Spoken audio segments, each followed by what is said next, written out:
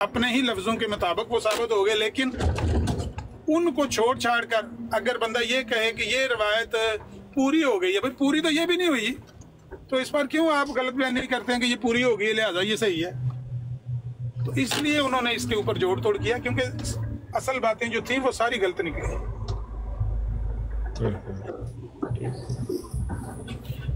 एक जल्जले के बारे में कहा कि जल्जला आएगा, क़यामत के जल्जला, अब वो भी नहीं आया, इंतज़ार करते रहे। वो मंजूर का लड़का करार दिया कि उसके घर में पैदा होगा और उसके 9 नाम रखे कि वो जब लड़का पैदा होगा फिर वो जल्जला आएगा, वो भी नहीं आया। अच्छा, ताउन के बारे में कहा कि अल्लाह ताला ने ताउन मेरी सच्चाई के लिए भेजा है, और वो बम्बई से चला था। ताउन तो वबा पहले भी फैलती रही है हिंदुस्तान में भी और दीगर मुल्कों में भी, तो ताउन की वबा बम्बई से चली है। जब ये बम्बई से शुरू हुई है ना, तो मिर्ज़ा साहब ने देखा कि वबा है, इसने फैल तो जाना है पूरे हिंदुस्तान में आहिस्ता आहिस्ता। जिस तरह ये आपके सामने कोरोना वायरस आया था तो चाइना से शुरू हुआ था ना, तो फैल तो यहाँ इटली में गया। इटली में मैंने देखी हैं सड़कें सुनसान और लाला लाला हो गई थी रोडों पे। बहरहाल मिर्ज़ा साहब ने कह दिया कि मेरी सच्चाई के लिए खुदा ने ताउन भेजा है और वो ताउन आएगा आएगा। अच्छा, जब आ गया फिर मिर्ज़ा साहब ने कहा कि लोगों को पता बताने के लिए कि कादियान उसके रसूल की तख्तगाह है, कादियान में कोई बंदा ताउन से नहीं मार सकता। जिस बस्ती में तू है, इल्हाम हुआ है मुझे कि जिस बस्ती में तू है इसमें अमन है, इसको दारुल अमान करार दिया। बड़ी बड़ी बातें की गई। अब जब कादियान में भी बंदे मरने शुरू हुए, 2 महीनों में 313 बंदे मरे।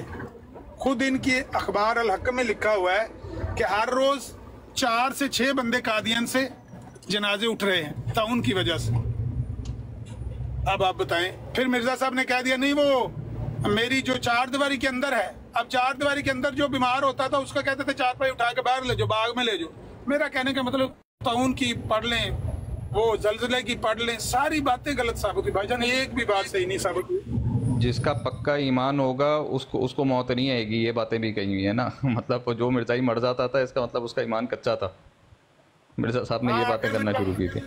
आखिर में जब अपने मुरीद मरने शुरू हुए तो फिर ये कह दिया कि जो सही ईमान वाला होगा मेरा मुरीद वो नहीं मरेगा। तो वो अल फजल का उसका एडिटर था, अल बदर का, मोहम्मद अफजल उसका नाम था। वो मिर्जा साहब का पक्का सच्चा मुरीद था, इनके हाथ पर बैत की हुई थी और अल बदर का एडिटर था। ताउन से मर गया तो इनके मुरीदों ने ये कहना शुरू कर दिया कि उसका ईमान सही ना था। उसकी बीवी रोती थी और कहती थी कि जब तक वो जिंदा रहा तो आप मिर्जा साहब का वफादार और मुखलिस साथी था, अब मर गया तो आप कहते उसका ईमान ही सही नहीं है। तो ये तो बातें, मेरा कहने का मतलब ये है कि अगर बंदा गौर करे ना तो असल चीज ये है कि उनकी बात सच्ची निकली ही कोई नहीं। इस वजह से उन्होंने ये इस तरह की बातें जोड़ तोड़ की हैं, चांद सूरज ग्रहण वाली और दूसरी तीसरी बातें, मोटी बातें। उनसे पूछें भाई ये मोटी बात उन्होंने कही हुई है कि अगर ये काम ना हुआ तो मैं झूठा हूँ, इसको मैं अपने सिदक और किज़ब का मयार ठहराता हूँ। ये उनके अल्फाज हैं। महमदी बेगम की शादी को मैं अपना सिदक और किज़ब का मयार ठहराता हूँ। अगर ये ना हुआ तो मैं झूठा हूँ, हो गया तो मैं सच्चा हूँ। चलो नहीं हुआ, इससे बढ़कर और क्या सबूत चाहिए। इसके ऊपर बंदा पंचर पे पंचर लगाता रहे। नहीं, असल में महमदी बेगम के रिश्तेदार सारे जो है ना उन्होंने बैत कर ली। मिर्जा साहब के हाथ पर एक बंदे ने भी बैत नहीं की। महमदी बेगम के किसी रिश्तेदार ने, भाई ने, बेटे ने, बाप तो पहले ही मर गया, नानी ने, वो इनके रिश्तेदार ही थे ना। महमदी बेगम तो मिर्जा साहब की कजन की बेटी थी ना, तो वो सारे रिश्तेदार बरादरी तो एक ही थे, कबीला तो एक ही था। बाद में बशीरुद्दीन महमूद अहमद के हाथ पर उन्होंने बैतें की हैं 3-4 लोगों ने, जिनका इन्होंने जिक्र किया हुआ है, जितने भी हैं वो। लेकिन मिर्जा साहब के हाथ पर एक बंदे ने भी बैत नहीं की है। तो क्या वो मिर्जा साहब की बात को सच्चा समझते थे? सब झूठा समझते थे। मिर्जा साहब के फौत होने के बाद अगर उन्होंने बशीरुद्दीन महमूद अहमद के कहने पर कि आप हमारे रिश्तेदार हैं और ये रूहानी सिलसिला है, गद्दी है, ये तो रूहानी सिलसिला, आप इसमें शामिल हो जाए, किसी को कर लिया कायल, तो वो इसका ये मतलब थोड़ी है कि वो मिर्जा साहब की इस बात को सच्चा समझते थे। सुल्तान बेग जो महमदी बेगम का शोहर था, वो मिर्जा साहब के सामने कितने साल शादी के बाद, ये शादी हुई है 1892 में, 16 साल मिर्जा साहब के सामने वो महमदी बेगम के साथ निकाह में रहा है। 16 साल। 1908 में मिर्जा साहब फोत हो गए। वो तो सुल्तान बेग तो आके फोत हुआ है 1940 में।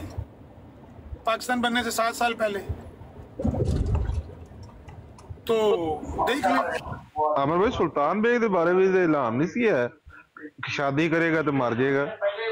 हाँ हाँ, उसको भी कहा था 2.5 साल के अंदर अंदर मार जाएगा, वो भी नहीं मरा। सॉरी टू इंटरप्ट के ये जो अभी हम बात कर रहे हैं मोहम्मदी बेगम के हवाले से, ये कोई एक पेशगोई की शक्ल में थी या आप ये कह रहे हैं कि बाद में मतलब ये कोई एतराज़, क्योंकि ये एतराज़ क्यों किया जाता है कि उन्होंने कोई पेशगोई की थी ना पहले, ये मैं अंडरस्टैंड। हाँ अच्छा, मतलब ये इसकी भी आप कहानी सुनना चाहते हैं ना, तो मैं आपको मुख्तसर करके सुना देता हूँ। आप स्क्रीन रिकॉर्डर ऑन कर लें।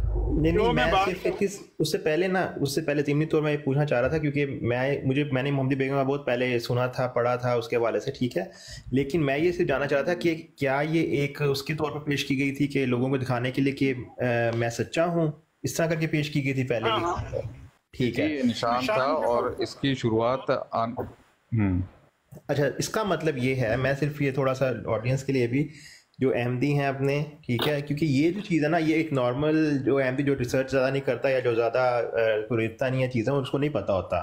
क्योंकि अगर तो ये एक निशान के तौर पर पेश की गई थी, विच मीन्स फिर ये आनी सबको पता होनी चाहिए, जैसे ख़त्म नबूवत का पता है या मेन अकायद का पता है। उसके अलावा ये चीज़ पता चाहिए कि ये सोलर इक्लिप्स का पता है, ये भी एक ऐसी चीज़ है जो लोगों को पता होता है। तो ये चीज़ सबको पता होनी चाहिए थी, लेकिन नहीं पता होती, बिकॉज इट वॉज फेक। ये मतलब ऐसा यही है ना, पता नहीं होती, लेकिन वो चंदा सिस्टर कहती है, मजाक करना, वो कहती है कि आमतौर पर जिन लोगों ने भी छोड़ा है ना जमात को, उनकी इब्तदा मोहम्मदी बेगम के किस्से से शुरू होती है कि मोहम्मदी बेगम का मामला ही ऐसा दिलचस्प है कि लोग इसको सुन चाहते हैं कि भाई असल मामला क्या हुआ। तो मैं थोड़ी सी बात बयान कर देता हूँ, आप रिकॉर्ड करना चाहें तो रिकॉर्ड कर लें और इसको महफूज कर लें। अगर कोई बंदा कहे कि अमर नज़ीर ने इसमें ये झूठ बोला है, वो उसकी आवाज़, उसका एतराज़ लाएं मेरे सामने। अगर गलत निकली मैं आपसे माफ़ी मांगूंगा। आईना कमालत इस्लाम में मिर्ज़ा साहब ने जो रूहानी खज़ाइन की 5वीं जिल्द है ना, उसमें खुद इसका किस्सा बयान किया हुआ है कि ये वाक़या शुरू कैसे हुआ। मोहम्मदी बेगम का किस्सा यूँ शुरू हुआ कि मिर्ज़ा साहब का एक चचाजाद भाई था, अकलौता भाई, यानी इनके वालिद के 3 भाई थे। एक की औलाद तो वो इनका दूसरा भाई था गुलाम कादर जिसका नाम था, जिसके घर में इनका बेटा भी सुल्तान जो है वो भी उन्होंने रखा हुआ था, ले पालक करके रखा हुआ, उनकी औलाद नहीं थी। एक इनका भाई था जिसका बेटा था गुलाम हुसैन, उसका अकेला ही बेटा था गुलाम हुसैन, अकलौती औलाद थी, ना कोई और बेटी ना बेटा। वो गुलाम हुसैन घर से गया, वो वापस नहीं आया, घर से निकला वापस नहीं आया। शादी हुई थी, घर में बीवी थी, तो औलाद नहीं थी उसकी भी, गुलाम हुसैन की भी। तो उसकी बीवी जो थी उसका इंतज़ार करती रही, 1 दिन 2 दिन, हफ्ता, महीना, साल, 2 साल, 10 साल, 20 साल गुजर गए, वो गुलाम हुसैन नहीं आया। अब उसकी बीवी ने सोचा कि 20 साल गुजर गए हैं, मेरा खामद घर से गया वापस नहीं आया, ला मोहल्ला कहीं पर वो फोत हो गया, जिंदगी तो गुजर गई है, अब बुढ़ापा आ गया है, शादी कौन सी करनी है और कोई। उन्होंने डेथ सर्टिफिकेट बनवा लिया कि मेरा शोहर फोत हो गया है, जो उसके ज़मीन है जाहिर है कि वो बेवा को मिल जाएगी। वो गुलाम हुसैन की बीवी को मिल गई, वो अपने भतीजे को हिब्बा करना चाहती थी ज़मीन, अपने भतीजे को ज़मीन तोहफतन देना चाहती थी गुलाम हुसैन की बीवी। उसका भाई आया मिर्ज़ा साहब के पास और कहने लगा कि मेरी बहन आपके चचाजाद भाई के साथ ब्याही हुई थी, 20 साल वो इंतजार करती रही, उसका शोहर घर नहीं आया, तो अब तो हमने ये समझ लिया है कि वो मर चुका है, तो उसकी ज़मीन मेरी बहन को तो मिल गई है, लेकिन वो अपने भतीजे को हिब्बा करना चाहती है, लेकिन उसके लिए आपके दस्तखत ज़रूरी हैं। ये ज़रूरी होता, कानूनी पेचीदगी है कि जिसका अपना बच्चा ना हो और माँ बाप भी फोत हो चुके हों, उसकी जायदाद उसकी बीवी को तो मिल सकती है, लेकिन बीवी वो खुद इस्तेमाल कर सकती है, आगे हिब्बा वगैरह नहीं कर सकती, जब तक उसके कज़न और जो होती है बाप दादे के रिश्तेदार जितने सारे दस्तखत ना कर दें। तो उसने कहा कि आपके दस्तखतों की ज़रूरत है, अगर आप दस्तखत कर दें तो वो मेरी बहन जो है वो अपने भतीजे को हिब्बा कर लेगी। मिर्ज़ा साहब ने कहा कि मैं वही काम। अमर भाई आवाज कटेगी, आवाज को जवाब दूं, आवाज कटेगी, दोबारा बोलो। मेरे सिग्नल थोड़े ना रेड हो रहे हैं, लेकिन अभी ठीक हो जाएंगे तो मैं यहीं से बात शुरू करता हूँ। बात तो मुख्तसरी मैं बयान करना चाहता हूँ, लंबा नहीं मैं करता। अब ठीक है आवाज? हाँ जी, बहुत बेहतर है। हाँ, वो उसका का क्या नाम है, अहमद बेग जो है वो आया था मिर्जा साहब के पास, वहां से शुरू करें। हाँ, ये फोटो बंद करें। रहील भाई की फोटो क्यों लगाई हुई है? कोई इश्तिहारी मुजरम है? अच्छा, वो ना अहमद बेग उसका नाम था। वो आया मिर्जा साहब के पास और कहने लगा कि मेरी बहन, वो आपके चचाजाद भाई के साथ ब्याही हुई थी, तो वो आपका भाई जो है चचाजाद भाई, वो तो घर आया नहीं वापस, तो ज़मीन तो मेरी बहन को मिल गई है। आप दस्तखत करेंगे तो वो ज़मीन आगे ट्रांसफ़र कर सकती है, अपने भतीजे को हिब्बा कर सकती है, वरना वो नहीं कर सकती। मिर्ज़ा साहब ने कहा कि मैं हर काम इस्तिखारा करके करता हूँ, तो इस्तिखारा करूँगा फिर आपको जवाब दूँगा। हालांकि एक साइल है, आपके दरवाजे पे आया है, मजबूर है, उनकी ज़रूरत है, आपके दस्तखत, आपका उससे लेना देना भी कोई नहीं। ज़मीन आपके चचाजाद भाई की है, बीवी को मिल चुकी है, आप दस्तखत कर दें, नरमी करें, मेहरबानी करें, हमदर्दी करें उसके साथ, है भी आपका रिश्तेदार, आपके चचाजाद भाई का साला है। मिर्ज़ा साहब ने कहा इस्तिखारा करके बताऊंगा। वो चला गया, उसने खत लिखा जाके, मिर्ज़ा साहब हफ्ता 10 दिन हो गया, इस्तिखारा किया है? कहते हैं अभी नहीं किया। फिर उसने खत लिखा, मिर्ज़ा साहब ने कहा इस्तिखारा किया है, मुझे अल्लाह ताला ने बताया है कि ये बात मैं आपसे कहूँ, और वो ये बात है कि मैं इस ज़मीन के कागजात पर दस्तखत तब करूँगा जब तुम मुझे अपनी बेटी का रिश्ता दोगे।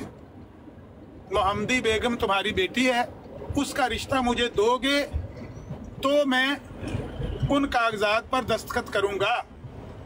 अगर ये बात आईना कमालात इस्लाम में ना लिखी हो, आप आवाज़ रिकॉर्ड कर रहे हैं, मैं माफ़ी मांगूंगा आपसे। इसको हम तो ब्लैकमेलिंग बोलते हैं भाईजान, आप जो चाहें इसको कह लें कि अगर एक बंदा मजबूर है, उसको कहे बेटी का रिश्ता दो, तब मैं तुम्हारे ज़मीन के कागजात पर दस्तखत करूँगा। उसने उसके बाद जवाब नहीं दिया। उसने कहा ठीक है, आप जो आपने कहना था कह दिया, बेटी का रिश्ता मैं क्यों दूँ आपको ज़मीन लेने के लिए? ज़मीन जन्नम जाए, मैं अपनी छोटी बेटी को 50 साल उम्र के बूढ़े के साथ ब्याऊंगा। वो असल में गुस्सा मिर्ज़ा साहब को इसलिए आया, ये मामला बिगड़ा इसलिए है कि ये ख़त जो मिर्ज़ा साहब ने उसको लिखा था ना, जिसमें ये बात कही थी कि दस्तखत तब करूँगा जब तुम अपने बेटी का रिश्ता मुझे दोगे, अहमद बेग ने दे दिया अपने साले को खत। साला जो था वो मिर्ज़ा साहब का कज़न था, चचाजाद भाई था, इमाम दीन उसका नाम था। वो बचपन में जिसके साथ नहीं, उसका दूसरा भाई था निज़ाम दीन, उसको खत दे दिया निज़ाम दीन को। वो खत उसने नूर अफशां अखबार में छपवा दिया, वो ईसाइयों का अखबार था। जब वो अखबार में खत छपा, फिर मिर्ज़ा साहब को गुस्सा आया कि भाई ये तो अब बदनामी हो गई है, लोगों को तो ये पता था कि नेक आदमी है, तो अब लोग क्या कहेंगे? बेटी का रिश्ता मांगता है ज़मीन पर कागजात, ज़मीन के कागजात पर दस्तखत करने की वजह से। इस बात से मिर्ज़ा साहब को गुस्सा आया। मिर्ज़ा साहब ने कहा कि मुझे खुदा ने कहा है कि अगर तुमने अब रिश्ता ना दिया मुझे, तो 2.5 साल के अंदर अंदर वो मर जाएगा जिसके साथ तुम अपनी बेटी ब्याहोगे। फिर तुम्हारे घर में और लोग भी मरेंगे। जब तक तुम इस बात से रुजू ना कर लो, इल्ला ये कि तुम इसको समझ जाओ कि ये खुदा का निशान है। लंबी चौड़ी उसमें तफसील है उन लफ्ज़ों में जो मिर्ज़ा साहब ने बाद में लिखी है। उसका खुलासा यही है जो मैं अब बयान कर रहा हूँ कि मिर्ज़ा साहब ने कहा कि अगर तुम बेटी का रिश्ता मुझे देने की बजाय किसी और से ब्याहोगे, वो 2.5 साल के अंदर अंदर मरेगा। उसके बाद तुम अगर समझदार ना हुए, तुम्हारी अक्ल ठिकाने ना आई, 3 साल के अंदर अंदर तुम्हारी मौत भी हो जाएगी।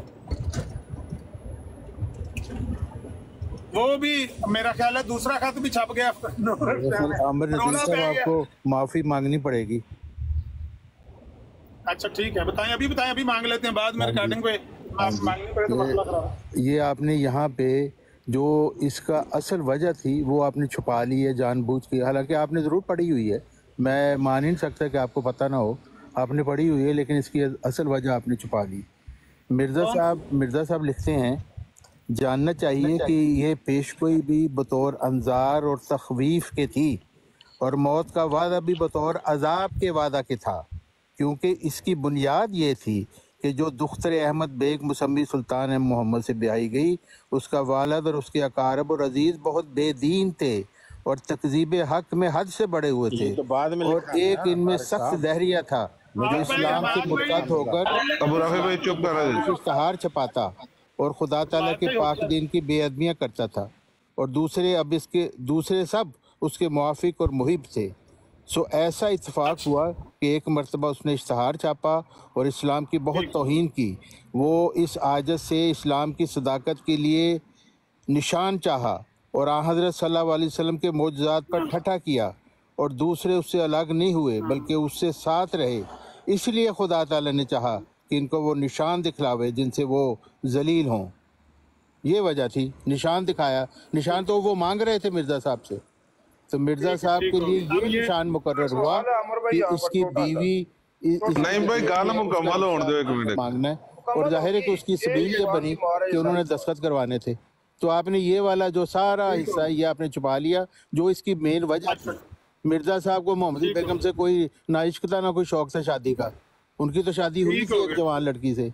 सिर्फ ये वजह थी कि उन्होंने निशान मांगा था मिर्ज़ा साहब थे, और ये एक अजाब के वादा के तौर पर थी, अजाब देने के लिए उनको जलील करने के लिए। नहीं आपने ये बात आपने छुपाई है ना, ये बात पहले माफी मांग ले फिर आगे चलें। माफी भी मंगवा लेते हैं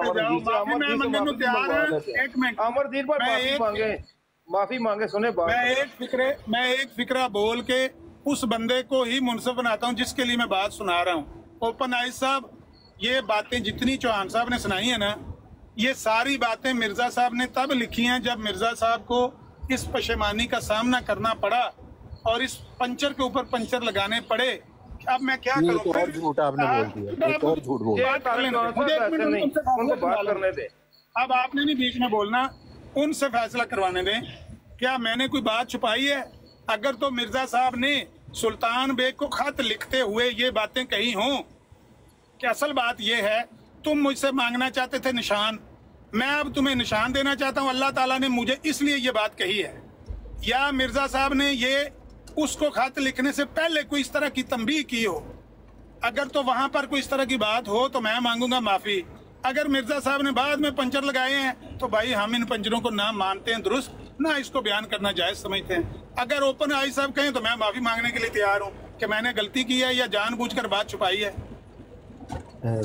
अस्सलाम वालेकुम तारिक चौहान साहब, ये जो आपने अभी बाद में पेश किया है, तो ये क्या इसके बाद की बात है? इसके बाद शाया किया गया था क्लैरिफिकेशन के लिए, या इससे पहले की बात? नहीं, ये तो उससे पहले ये बातें हो रही थी, उनके मुतालिक पेशगोई पहले भी आई थी, इस वाक़े से पहले, मोहम्मदी बेगम के किस्सा से पहले।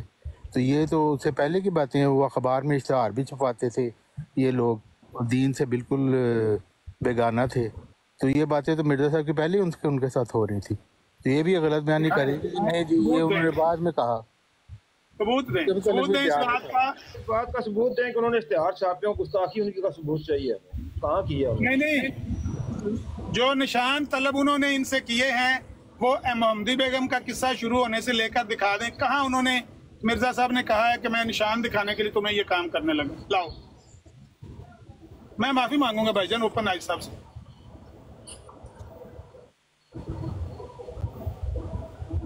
साहब ने इसकी वजह ये लिखी है, और उससे पहले गार जानबदार की तहरीर पेश करें मिर्जा साहब की, नहीं अब किसी नहीं तो आप मिर्जा साहब पे इल्जाम लगा रहे हैं ना, तो ये वाली आपने क्यों नहीं पेश की थी? आप ओपन आइज ने अगर फैसला करना, नहीं भाई, आपकी तलखी हो जानी है। मैं किसी बंदे को बात सुनाना चाहता हूं, आप रखते, ठीक है? ये मिर्जा साहब ने लिखा हुआ है, आपकी तलखी हो जानी है चौहान साहब के तौर पर ये पेश। चौहान साहब आपने ओपन आइज से बात करनी, हमारे साथ बात नहीं करनी। ओपन आइज साहब आप कर लें इनसे बात जो करनी। जी तारिक चौहान साहब, ये जो अभी आपने हवाले पेश किए हैं, इसमें लड़ने की कोई बात नहीं है। हम सिर्फ डिस्कस कर रहे हैं कि जो बात कही गई है मोहम्मदी बेगम के हवाले से, और ये जो बातें अब आप बता रहे हैं कि क्या ये इस कॉन्टेक्स्ट में ये पहले आ रही हैं, या वो मोहम्मदी बेगम वाली बात पहले आई थी? क्या चीज़ पहले आई है? इससे पहले, मोहम्मदी बेगम के बातों से पहले ये जो बातें उनके दरमियान हो रही थी कि वो तकजीब करते थे इस्लाम की और गलत लिखते थे, इश्तिहार भी उन्होंने छापा, ये सारी बातें तो पहले मौजूद थी ना। ये तो बाद में उन्होंने ये एक्सप्लेन किया है कि इसकी वजह ये थी कि उनके अजाब के तौर पर उनको ये पेशगोई दी गई थी मोहम्मदी बेगम की। कि उनकी जिल्लत करने के लिए कि तुम एक तो हज़रत मोहम्मद सल्लल्लाहु अलैहि वसल्लम के ऊपर तुम गंद बकते हो, इस्लाम पर गंद बकते हो, दूसरे मिर्ज़ा साहब से तुम निशान मांगते हो, तो उनकी जिल्लत करने के लिए कहा था कि अपनी बेटी का रिश्ता लो कब ये एक्सप्लेन की तुम्हारे गई? साथ किस ये होगा। किस साल ये एक्सप्लेन की गई? ये काम करें ना, ये जो हवाला जो आप पढ़ रहे हैं आप ये भेज दें, ये इसका कोई हवाला लिख या चैट में लिख दें। हवाला दे दें, मैं अभी बता देता हूँ कब ये एक्सप्लेनेशन। हवाला दें, किस किताब से पढ़ा है आपने ये इक़्तिबास?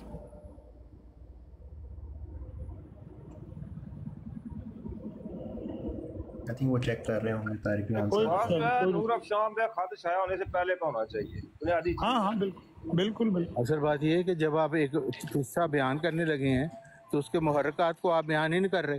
भाई इन मुहर्रकात को हम झूठ समझते हैं, झूठ का बंदा समझते हैं। अपनी मर्जी के चीजें बता दी और असल चीज छुपा दी।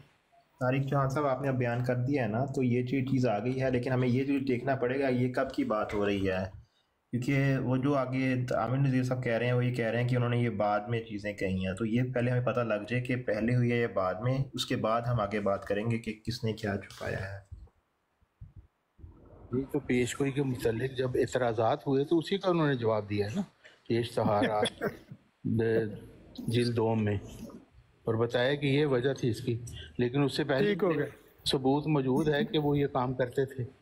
तो यानी 1895-96 के भी बाद कहीं जाके जब मोहम्मदी बेगम की शादी को 2.5 साल का सुल्तान बेग का गुजर जाने के बाद 1900 के करीब कहीं जाके ये एक्सप्लेनेशन की है, यही कह रहे हैं ना? उनके दरमियान ये इख्तिलाफात थे और मिर्जा साहब उनको ये समझाते थे, इसके सबूत तो मौजूद है। सुभान साहब, ये जो एक्सप्लेनेशन आपने पेश की है ये तब हुई जब लोगों ने एतराज किए कि मिर्जा साहब आपकी पेशगोई झूठी निकली है, तब किए ना? एम आई राइट और रॉन्ग? नहीं, तो जब लोगों ने इतराज किया तो उस वक्त उन्होंने बताना था ना कि ये पेशगोई जो थी जो आप इतराज कर रहे हैं वो उस तरह की नहीं, ये तो अजाब के तौर पे थी ये पेशगोई, उसी वक्त बताना था जब इतराज किए। लेकिन जो पेशगोई, जी सॉरी टू इंटरप्ट, पेशगोई जो की गई थी वो क्लियर थी वर्ड्स में कि ओके अगर ये हुआ तो ये होगा, if x will happen then y. ये तो अगर ये शादी नहीं करेंगे, मिर्जा साहब से शादी नहीं होगी तो किसी और से निकाह होगा, तो फिर उन्होंने बताया कि ये इसका बाप और इसका बीवी का ये मोहम्मदी बेगम का शौहर फिर इस मियाद में मरेगा। तो बाप तो फौरन मर गया थोड़ी चंद महीने बाद ही जब उन्होंने निकाह कर दिया मोहम्मदी बेगम का। तो उसके बाद तारक चौहान साहब बड़ी पीछे हैं, आपने हमें सबूत देना है कि ये जो बातें आयना का औलाद इस्लाम में लिखी हुई है ना, ये जिस वक्त इमाम दीन वगैरह ने खत शाया किया नूर अफशां अखबार में, उससे पहले हो चुकी हैं, उसका सबूत वो मान गया ना। वो कह रहे हैं बाद की बात है, वो बता दिया उन्होंने, इतराज किया तो उन्होंने ये बातें बताई ना कि ये इतराज के बाद की बातें। हाँ जी ओपन आइज साहब, मुझे माफी मांगनी बनती है कि नहीं बनती? बस मुझे बात आगे बयान कर लेने दें, बाकी बात माफी मांगू कि ना मांगू? अच्छा आमिर साहब, आपने जो बातें बयान की हैं, आप एक अगर टाइमलाइन से चल रहे हैं then you don't need to, ठीक है, बिकॉज आप एक टाइमलाइन से चीज़ बयान कर रहे हैं, आप ये बयान करते हो और बाद में आई होप आप ये भी बताते कि बाद में ये जवाब दे रहे थे, but still it's timeline. Aamir भाई थल्ले एक शेख साहब आए ने, मैं थल्ले उतरे उन्हां नु कॉल ते चुको। एक शेख साहब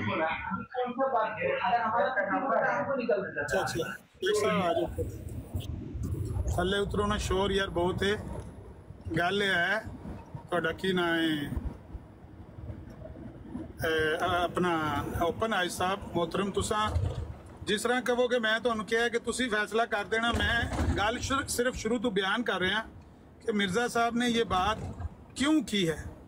वहाँ पर मिर्ज़ा साहब ने, यार मुझे तो नज़र नहीं आ रही कि शेख सफीर अस्कानी भाई आप मौजूद हैं, शायद उनकी प्राइवेट आईडी होगी, मैं ड्राइव कर रहा हूँ, देख लें अगर वो मौजूद हैं तो उनको कॉल पे ले रहे हैं, गड्डी न गिरे मार दे। अच्छा फिर अस्कानी भाई मौजूद हैं आप? एक आईडी है अमर भाई।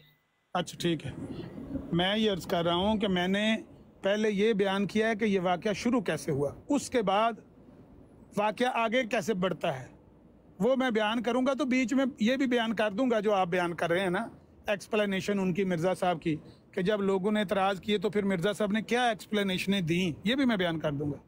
फिलहाल बात की बात आपका करना ज़रूरी नहीं समझता कि आप बताएं, क्योंकि एतराज़ के बाद तो जवाब देना बनता ही है ना, वो तो फिर हुज्जत हो गई होती है ऑलरेडी।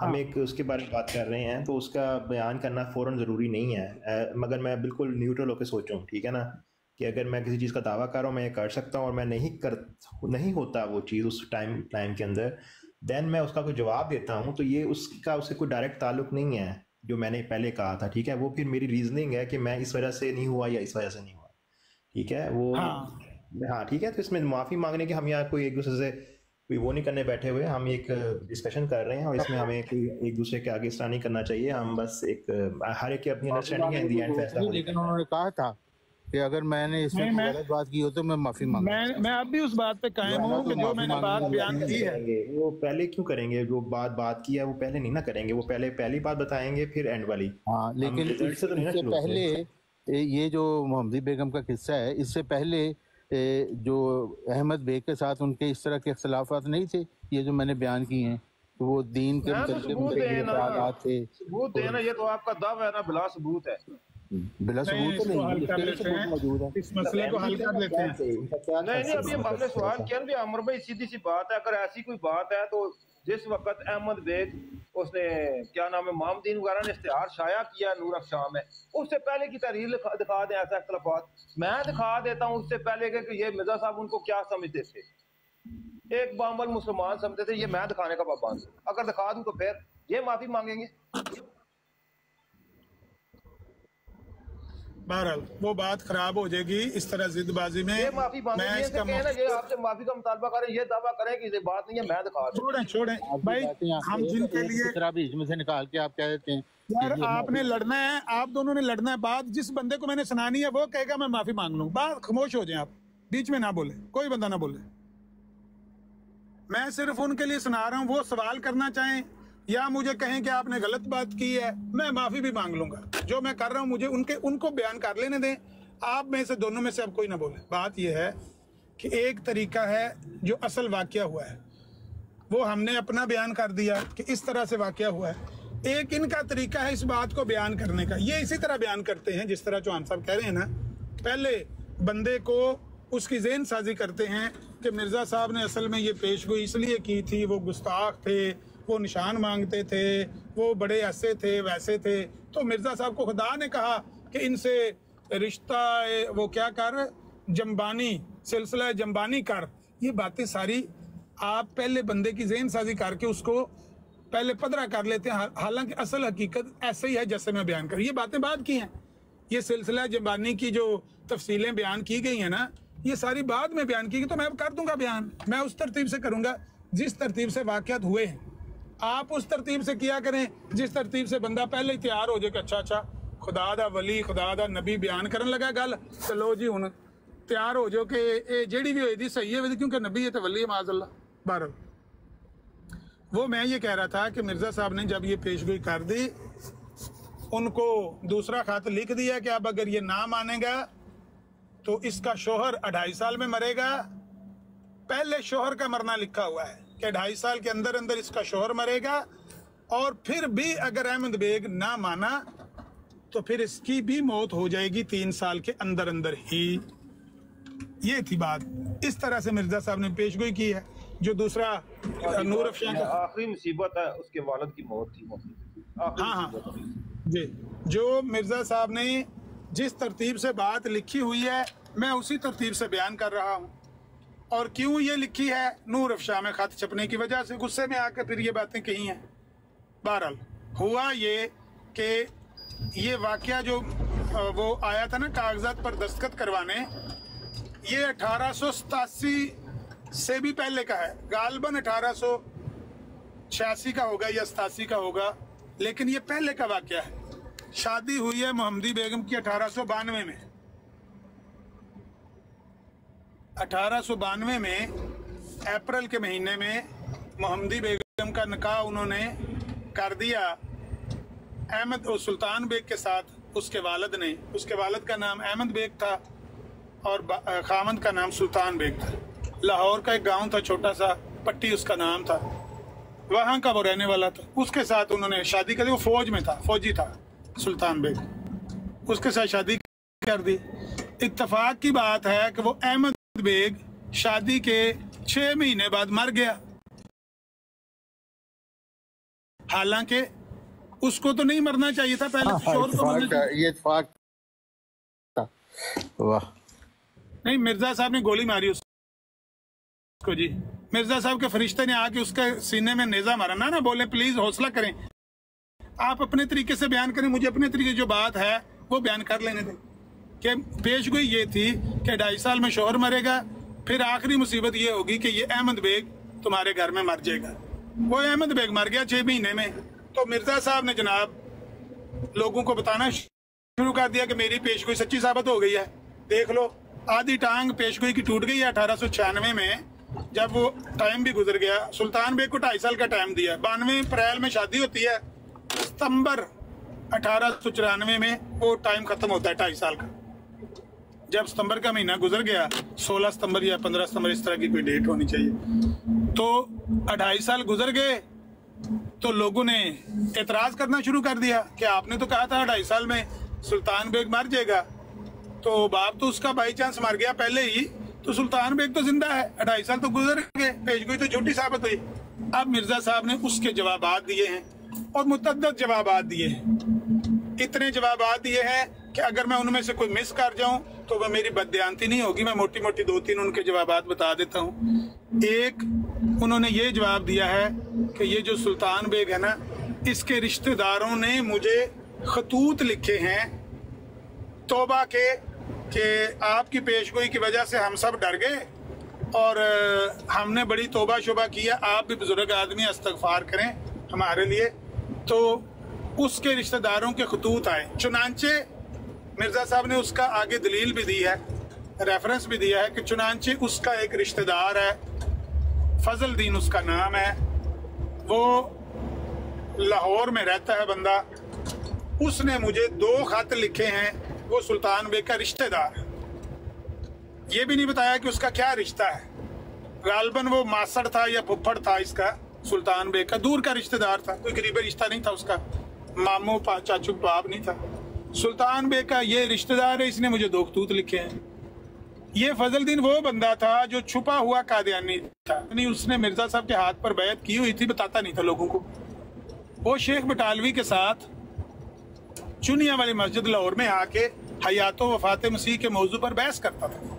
शेख बटालवी उसको कहते थे कि तुम्हें हयात व वफात मसीह से क्या लेना देना, सारे मुसलमानों का लाहौर शहर भरा पड़ा है, कोई नहीं मुझसे आके पूछता ईसा अलैहिस्सलाम फौत हो गए हैं कि जिंदा है, तू इसलिए पूछता है कि तूने मिर्जा गुलाम अहमद कादियानी की बैत कर ली है, सच बोल।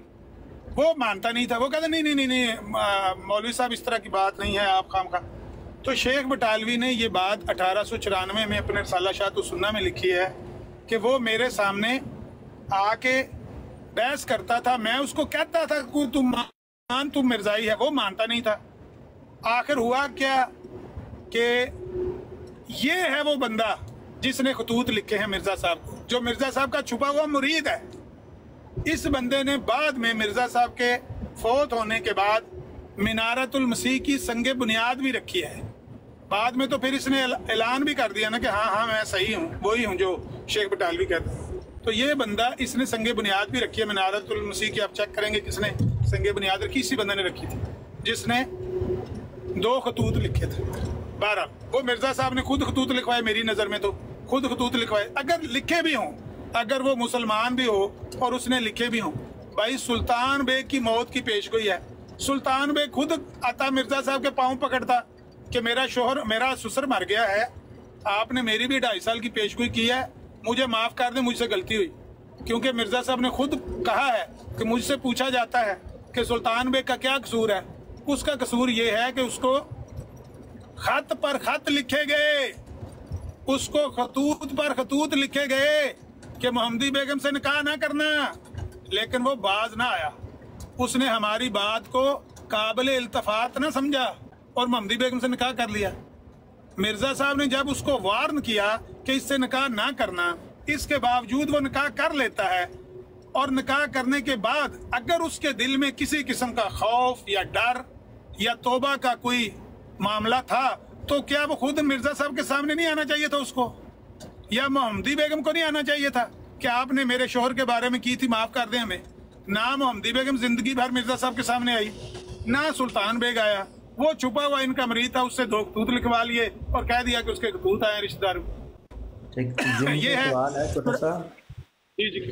ये जो आपने फजलुद्दीन साहब की बात की है, इन्होंने जो ख़त लिखे थे, इसकी कोई रिकॉर्ड मौजूद है कि कब लिखे थे? क्योंकि अगर तो ये उस अरसे के अंदर लिखे थे, 2 साल के अंदर, ये 2-2.5 साल का अरसा है, फिर तो उसी वक्त ही बता देना चाहिए था कि ओके, क्योंकि अब ये माफ़ीनामा इनकी तरफ से आ गया है, तो अब ये जो है पूरी नहीं होगी, मतलब अब ये पूरी ना भी हो तो मुझे कोई सवाल ना करे। इस तरह कोई चीज़ आई थी सामने? मतलब ये कब की आई? नहीं, बिल्कुल नहीं।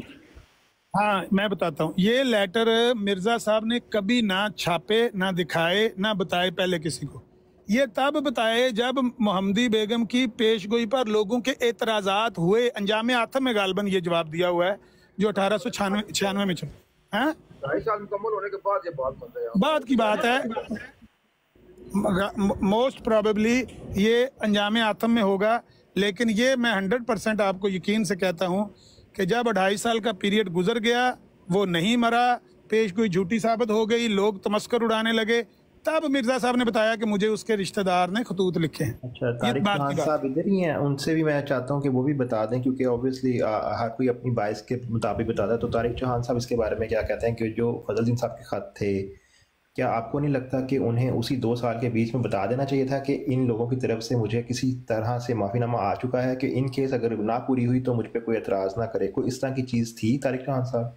नहीं, तो ये पहले की बातें क्यों बतानी थी? जब एतराज़ किसी ने करना तो फिर बतानी थी ना, कि ऐसे ही वो बताते रहते। और दूसरी ये बात कह रहे हैं कि वो मिर्जा साहब ने उसको खत लिखे कि ना तुम शादी उससे करो। भाई वो खत लिखे तो अच्छी बात है, भाई मारे जाओगे ना करो। और इसके बाद फिर जब वो नहीं माना, और ये कहना इनका कि जी वो पहले क्यों नहीं डर गया? भी डरा तो भर, जब अहमद बेग मरा फिर डरे सारे। पहले तो वो उनको, मिर्जा साहब को समझते थे कि ऐसी कोई अटकल पछू मारने वाला शख्स है, ऐसी हम कह रहे कि जी फलां हो जाएगा फलां हो जाएगा। जब मर गया उनका बंदा, तो वो फिर वो उन्होंने ये सारी उनमें तब्दीली आई, उससे पहले तो नहीं आई। तो ये इनकी दलील को तो कोई दलील नहीं है कि जी मिर्जा साहब खत लिख रहे थे तो क्यों ना मान गया वो। नहीं तारिक चौहान साहब, ये जो बात हो रही है ना कि फजलुद्दीन के जो लेटर की, इसकी बेस पे कहा जा रहा है कि पेश को इसलिए पूरी नहीं हुई क्योंकि उन्होंने माफ़ी मांग ली थी। ठीक है, ये बात समझ आती है। पहला हिस्सा तो पूरा हो गया ना कि अहमद बेग मर गया शादी करने के फौरन बाद, उसकी वजह से फिर उनमें तब्दीली आई। तो फिर दूसरा हिस्सा तो पूरा होना ही नहीं था, जब मकसद तो ये था कि वो रुजू करें अपनी इन हरकत से। और फिर रुजू उन्होंने किया भी। अहमद बेग की बीवी अहमदी हो गई, अहमद बेग का बेटा अहमदी हो गया, अहमदी बेग की बहनें अहमदी हो गई। अगर उनको ये था कि मिर्जा साहब उनकी बेटी पे बहनों पे डोरी डाल रहे थे, तो वो क्यों की अहमदियत की बात करते? तो सारी बातें जो है गलत बातें हैं। कोई बंदा और ना बोले। ओपन आई साहब, आपने कोई बात और उनसे पूछने तो पूछ लें, थोड़ा सा रहेगा। मेरा एक सवाल है आप सवाल पास रखे, आपके पास आ रहा है, इंतजार करें, मुझे बात खत्म करना। मैंने ही रखो, मैं मजदूर आदमी हूँ, मैंने रुकने अभी 15-20 मिनट में पहुंच जाऊंगा। फिर क्या करेंगे आप? मैं नीचे उतर जाऊंगा। चलिए आप बात करें, फिर आगे बात करें, फिर करते। शायद आधा घंटा मुझे लग जाएगा। अच्छा, ये तो क्लियर हो गया कि मिर्जा साहब ने ना ये खतूत पहले किसी को दिखाए, ना कभी बाद में दिखाए, ना ये बताया कि ये मेरा मुरीद है, ना उसने सुल्तान बेग की तरफ से खत लिखे। ये सारी बात एक झूठ का पलंदा है, जो हम इसको मानते हैं कि मिर्ज़ा साहब ने लोगों को जवाब देने के लिए, एतराज़ात का मुंह बंद करने के लिए ये मिर्ज़ा साहब ने बातें बताई। अच्छा, एक तो ये होगी बात। दूसरी बात मिर्ज़ा साहब ने बताई है कि असल मामला ये है कि वो आर्जी तौर पर मौत उसकी टली है। आर्जी, अगर उसके रिश्तेदार के खतूत आए भी हैं ना, तो वो मौत मुस्तकिल तौर पर नहीं टली, आर्जी तौर पर मौत टल गई है। लेकिन इसकी मौत तकदीर मुबर्रम है, ये लफ्ज़ याद रखें। सुल्तान बेग की मौत तकदीर मुबर्रम है, और मोहम्मदी बेगम का मेरे निकाह में आना ये भी तकदीर मुबर्रम है। रिकॉर्ड कर लें ये अल्फाज कि अब ये आर्जी तौर पर मौत तो टल गई है, लेकिन इसने मरना ज़रूर है। आप लोगों को ज़्यादा जल्दी है एतराज़ करने वालों को, जाओ उसको कहो मेरे खिलाफ इश्तिहार छापे और मुझे झूठा झूठा करार दे, मेरी तकजीब का इश्तिहार शाया करे, तो देखना फिर अल्लाह ताला, देखना फिर इसको मारता कि नहीं मारता। इस तरह करके मिर्ज़ा साहब ने एतराज़ात करने वालों को खामोश करवाया। लेकिन असल बात यह है कि वो फौजी मुलाजम था। इश्तार छापा था उसने कि ये झूठा झूठा इनको कहने आपने नहीं बोलना जब तक चौहान साहब मैं बात खत्म प्लीज। मैंने नईम भाई को भी चुप करवाया, आप बोलेंगे वो भी बोलेंगे, फिर लड़ाई होगी आपकी, मुझसे कंट्रोल नहीं होगा। बात यह है कि सुल्तान बेग एक फौजी मुलाजम था, वाले जाते हैं ना दूसरे मुल्कों में, वो फ्रांस में आया जब जंग अजीम लगी हुई थी ना, ये तब की बात है। उसको गोली भी लगी यहाँ पर उसको गोली भी लगी सुल्तान बेग को, लेकिन जिसे अल्लाह रखे उसे कौन चखे, वो फिर भी नहीं मरा। गोली लगने के बावजूद वो नहीं मरा सुल्तान बेग। लेकिन उसको इश्तिहार छपवाने की क्या जरूरत है भाईजान कि वो फौजी, उसको तो हो सकता है पता भी ना हो कि मिर्जा साहब उसके बारे में ये लिख रहे। हाँ, खतूत का उसको जरूर पता होना चाहिए, क्योंकि मिर्जा साहब का दावा है कि मैंने उसको खतूत पर खतूत भेजे हैं कि इससे शादी ना करना। इसका तो उसको पता होगा कि मुझे मिर्जा साहब ने मना किया हुआ है। इसके बाद उस पेशगोई झूठी साबित होने के बाद मिर्जा साहब क्या उसके बारे में कह रहे हैं, मेरा गालिब गुमान ये है कि सुल्तान बेग को इन बातों का इल्म तक नहीं था। जब उससे पूछा गया है कई दफ़ा तो उसने कहा है हाँ 1894 में रसाला शाह सुन्ना में शेख मोहम्मद सैन बटालवी ने एक बंदा भेजा, उसका नाम था मोहम्मद नवीस, मोहम्मद खैर जी उसका नाम मेरे ज़हन से नहीं, इस तरह को नाम है, नक्शा नवीस था, बहरहाल वो नक्शा नवीस था। उसको भेजा शेख बटालवी ने। सुल्तान बेग उस वक्त रावलपिंडी में नाम था उसका, सईद मोहम्मद सईद नाम था उसका, नक्शा नवीस था वो। हाँ सईद, बिल्कुल मोहम्मद सईद, सईद मोहम्मद नाम था, वो नक्शा नवीस था। उसको भेजा शेख बटालवी ने कि भाई मिर्जा साहब कहते हैं कि सुल्तान बेग डर गया है और इसलिए मौत उसकी नहीं आई, तो जाओ उससे पूछ कर आओ कि क्या तुम डर गए हो। जब भी उससे पूछा गया उसने कहा भाई ना मैं डरा हूं ना मैं जानता हूं उनको सच्चा, मैं मुसलमान हूं, मैं अपने माँ बाप के मजहब पर हूँ और उसी पर रहूंगा इंशाल्लाह, जो मर्जी मिर्जा साहब मेरे बारे में कहते रहे। उसने यही जवाब दिया। 1894 में रसाला शाह सुन्ना में शेख बटालवी का ये रसाला मेरे पास महफूज है, कहेंगे मैं स्कैन भेज दूंगा, उसका बयान छपा हुआ है कि मोहम्मद सईद नक्शा नवीस ने जाकर सुल्तान बेग से रावलपिंडी, हाँ यार चुप कर दें, रावलपिंडी छावनी में जो आर्मी की आजकल वो GHQ बना हुआ है, यहाँ पर छावनी होती थी, वहाँ वो रसालदार था उस वक़्त सुल्तान बेग। उससे पूछा कि क्या आप डर गए हैं?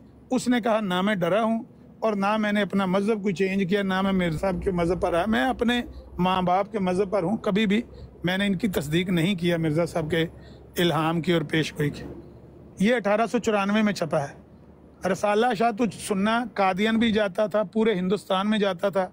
मिर्ज़ा साहब को पता था, उनके मुरीदों को पता था कि सुल्तान बेग ने मिर्ज़ा साहब की तकज़ीब कर दी है।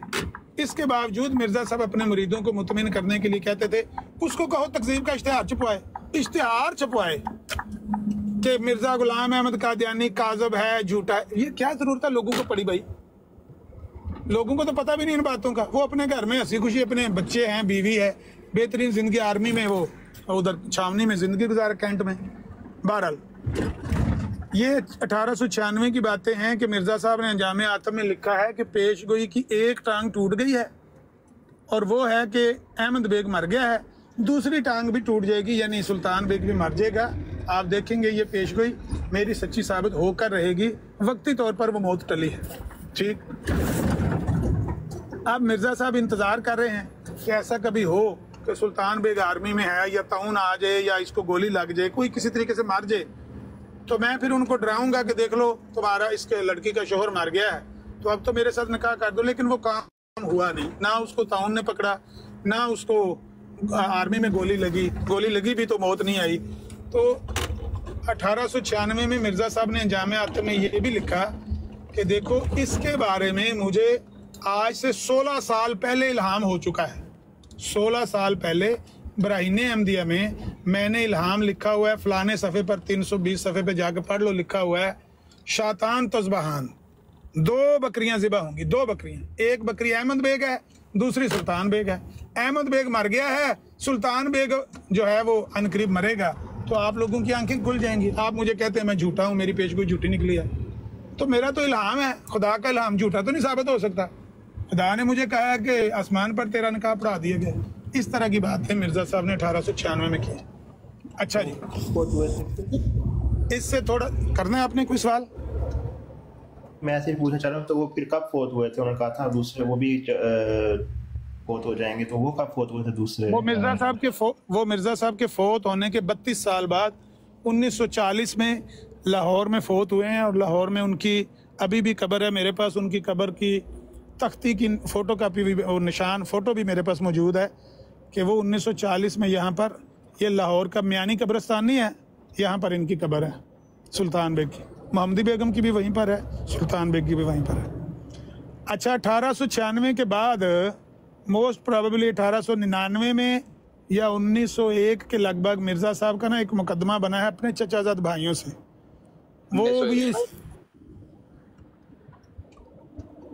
वो उसका बैकग्राउंड ये है कि मिर्ज़ा साहब के चचाजाद भाई इमाम दीन और निज़ाम दीन, वो और मिर्ज़ा साहब, ये इनके जोड़वा घर थे ना दोनों के, इकट्ठे ही नज़दीक, यानी दीवार बीच में मिली हुई थी, सेन इकट्ठा ही था। तो इमाम दीन और निज़ाम दीन की बहन थी जो मोहम्मदी बेगम की वालदा थी, तो उनको बड़ी नफरत थी मिर्ज़ा साहब से, चचाजाद भाई से, कि ये क्या कर रहा है, ये हमारी बहन के बारे में, ये उसकी बेटी के बारे में, भांजी के बारे में ये इश्तिहार छपवा रहा है। हुआ ये कि एक दिन वो दोनों घर नहीं थे, बोलचाल इनके आपस में नहीं थी चचाजाद भाइयों के साथ, तो वो एक दिन घर नहीं थे निज़ाम दीन और इमाम दीन, वो गए लाहौर। तो रात उनको देर होगी, ना आ सके, तो सेम तो एक ही है, ये देखते रहे कि शाम तक वापस नहीं आए। तो जब इशा की नमाज पढ़ बैठे तो इन्होंने अपने मरीदों को कहा कि भाई वो तो आए नहीं हैं, तो ये जो इनकी जगह है ना, यहाँ पर रातों रात कब्जा करो, यहाँ पर कमरा तैयार करो। रातों रात इन्होंने वहाँ पर ज़मीन पर कब्जा करके, रातों रात वो जो मुश्तरका खाता था वहाँ पर कब्जा करके एक कमरा तैयार कर लिया रातों रात। मस्जिद तो बना दी शब भर में ईमान की हरारत वालों ने, मन अपना पुराना पापी था बरसों में नमाजी बन न सका। ये इकबाल ने शेर तो लिखा था वो लाहौर वाली मस्जिद के लिए, लेकिन मिर्ज़ा साहब ने ये रातों रात काम किया कि वहाँ पर कमरा। वो सुबह आए लाहौर से वापस, इमाम दीन और निज़ाम दीन, तो उन्होंने देखा कि ये क्या बन गया है, कल हम गए हैं यहाँ से तो यहाँ पर तो कोई चीज़ ही नहीं थी, रातों रात ही कब्जा हो गया। अब वो लड़ सकते नहीं थे, कमज़ोर थे, वो दो भाई के साथ 15 मुरीद होते थे डंडे सोटे वाले, तो वो परेशान, वो अदालत में चले गए। ना सॉरी, अदालत में वो नहीं गए, उन्होंने ऐसा किया कि सोचा, रात को बैठ के तरकीब सोची कि अब मिर्ज़ा साहब का भी कुछ टूणा करें, जो इन्होंने हमारे साथ किया है, रातों रात कमरा बना लिया है। उन्होंने अपने सहन में ऐसी जगह पर दीवार बनाई कि मिर्ज़ा साहब को वहां से गुजर कर बाहर जाना पड़ता था, दरवाजा बंद हो गया मिर्ज़ा साहब का। ये मसला हुआ कि उन्होंने अपने सहन के आगे ऐसी जगह पर दीवार बनाई कि मिर्ज़ा साहब और उनके मुरीद वहां से गुजर नहीं सकते थे। नतीजा ये हुआ कि पूरा कादियान का गांव घूम के उनको चक्कर लगा के मिर्ज़ा साहब के घर आना पड़ता था। पुराने ज़माने की बात है, गलियां कच्ची होती थी, जब बारिश होता था मिर्ज़ा साहब के मुरीद बटाला से उतर के टांगे पे आए हैं, आगे आए हैं तो गली में चिक्कड़ है, वो पूरा गांव घूम के जब मिर्ज़ा साहब के घर आए हैं, चिट्टे कपड़े मिट्टी हो पड़े, चिकड़ो हुए पड़े हैं, वो मिर्ज़ा साहब को मतलब वो चीखते थे, रो के घर का रास्ता बंद हो गया, हम कैसे आप तक पहुँचे। तो फिर मिर्ज़ा साहब ने खुद कागजात फ़र्द ज़मीन का और कापी शापी इंतकाल की लेके मिर्ज़ा साहब अदालत में गए, वो नहीं गए। मिर्ज़ा साहब ने दीवार का मुकदमा कायम किया। ये आपको तारीख़ अहमदियत में भी दीवार का मुकदमा मिल जाएगा कि वहाँ पर मिर्ज़ा साहब ने उन पर मुकदमा किया कि मेरा रास्ता बंद कर दिया मेरे चचाजाद भाइयों ने और दीवार खड़ी कर दिया, यहाँ पर मैं गुजर नहीं सकता, यहाँ से निकल नहीं सकता। अदालत में ये मुकदमा काफ़ी देर चलता रहा। दीवानी मुकदमे ऐसे ही होते हैं, अब मुझे याद नहीं 2 साल चला या कितना साल चला। उस मुकदमे में जज ने पूछा कि आपका अपने चचाजाद भाइयों के साथ असल तनाज़ा है क्या, उन्होंने दीवार क्यों बनाई है, आपने उनकी जगह में मकान क्यों रातों रात बनाया है, आप नाराज़ क्यों हैं, आपकी बोलचाल क्यों बंद है। मिर्ज़ा साहब ने उनको खुद जज को बताया कि मामला ये है कि इनकी भांजी है, मोहम्मदी बेगम उसका नाम है, उसके बारे में मैंने लोगों को पेशगोई करके सुनाई हुई है कि मेरा उससे निकाह होगा। ये उस बात से मेरे साथ नाराज़ हैं, गुस्से में रहते हैं। तो ये है हमारे दरमियान जो बायस नज़ा बात है, इसकी वजह से हमारी आपस में बोलचाल बंद है। तो जज ने कहा हैं साहब आपकी पेशगोई है, कहते हाँ। तो वो लड़की किधर है? मिर्ज़ा साहब कहते हैं भी लड़की का ब्याह हो गया है पट्टी में सुल्तान फौजी के साथ।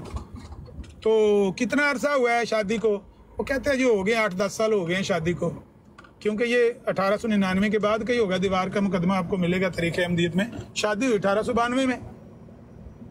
तो वो कहता है, जज कहता है कि मिर्ज़ा साहब इतने साल हो गए शादी को, मोहम्मदी बेगम अपने खामंद के साथ अच्छी भली ज़िंदगी गुजार रही है, बच्चे हैं, शोहर है और पुरसकून ज़िंदगी है, क्या अब भी आपको उम्मीद है कि वो लड़की दोबारा आपके निकाह में आएगी? ये जज ने सवाल किया और मिर्ज़ा साहब ने जवाब दिया। ये जवाब और सवाल अल हकम अखबार में छपे हुए हैं, कहेंगे तो मैं स्कैन भेज दूंगा, रिकॉर्ड आप कर रहे होंगे इंशाल्लाह बाद। मिर्ज़ा साहब ने, जज ने कहा आपको उम्मीद है कि वो लड़की अब भी आपके निकाह में आएगी? मिर्ज़ा साहब ने कहा उम्मीद क्या, यकीन है। ये खुदा की बात है, ये टलने वाली नहीं है। मुझे यकीन है कि वो लड़की मेरे निकाह में आएगी, उसका निकाह मेरे साथ होकर रहेगा। ये खुदा का कलाम है, ये बातिल नहीं हो सकता, ऐसा हो के ही रहेगा। तो जज भी हैरान, बंदे भी हैरान, मुरीद भी हैरान। अब वो मामू लड़की के 1901, हाँ अल्लाह आपको जज़ाए खैर। मैंने कहा कि 1899 के बाद का वाक़या दीवार वाला मुकदमा, साल मुझे याद नहीं था। जरूर आएगी, यकीन है। हाँ आखिरी बात ये 1901 के अखबार में मौजूद है, अखबार में मौजूद है, ठीक हो गया। अच्छा, अब वहाँ पर वो बेचारे पेचोताब खाते थे मोहम्मदी बेगम के मामू दोनों, मामदीन और निज़ामदीन, कि हमारी भांजी के बारे में इतनी गंदी गंदी बातें ये सरकार लिख रहे हैं और बोल रहे हैं। बाहर निकल के मिर्ज़ा साहब ने अपने मुरीदों को जो बात कही है वो भी अखबार में लिखी हुई है, मुझे ज़ुबानी याद है बात। मिर्ज़ा साहब कहते हैं कि देखो जी अल्लाह ताला के काम होते हैं, देखो ना अल्लाह ताला का अपना ही कोई हिसाब किताब होता है।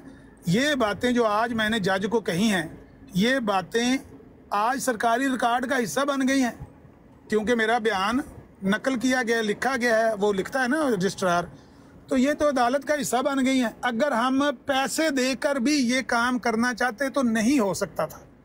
खुदा का निज़ाम देखो, खुदा का कारोबार देखो कि जो काम हम पैसे देकर भी नहीं करवा सकते थे वो मुफ्त हो गया है।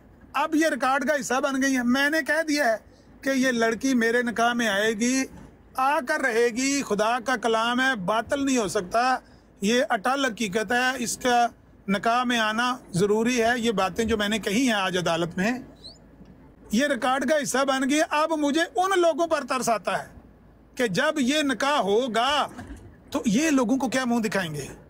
ये जो बंदे हैं जो मेरी मुखालफत करते हैं और ये जो मौलवी एतराज़ करते हैं, इनका क्या बनेगा? ये क्या मुंह दिखाएंगे कल को जब ये काम होगा? क्योंकि ये तो कागज़ बोलेंगे। इटालियन में एक ज़रबुल मिसल है, कारता कांता, मलक इमरान को पता है कि जो कागज़ है वो बोलता है। तो उन्होंने, मिर्ज़ा साहब ने कहा कि ये कागज़ बोलेंगे। बहरहाल वो 1901 का वक़्त गुजर गया, लोग एतराज़ करते रहे, मिर्ज़ा साहब लोगों को मुतमिन करते रहे कि नहीं नहीं आप इंतज़ार करो, ये सुल्तान बेग का मरना ये तकदीर मुबर्रम है और मोहम्मदी बेगम का मिर्ज़ा साहब के निकाह में आना ये भी तकदीर मुबर्रम है, ये टल नहीं सकती, होके रहना है, इंतज़ार करो, घोड़ा भी इधर, ये मैदान भी इधर ही है। ये बातें कहा करते थे इनके मुरीद। आखिरी जो मिर्ज़ा साहब ने किताबों में से किताब लिखी है ना, वो 1907 में हकीकतुल वही लिखी है। ये मई 1907 में शाया हुई है हकीकतुल वही, और इसके 1 साल बाद मिर्ज़ा साहब फोत हो गए हैं, 26 मई 1908। तो हकीकतुल वही में मिर्ज़ा साहब ने इस एतराज़ को फिर एड्रेस किया है। लोग एतराज़ तो करते आ रहे हैं कि ये वो बंदा है, दावा नबूवत का है और झूठी पेशगोइयाँ की हुई हैं, उनमें से एक पेशगोई मोहम्मदी बेगम के बारे में।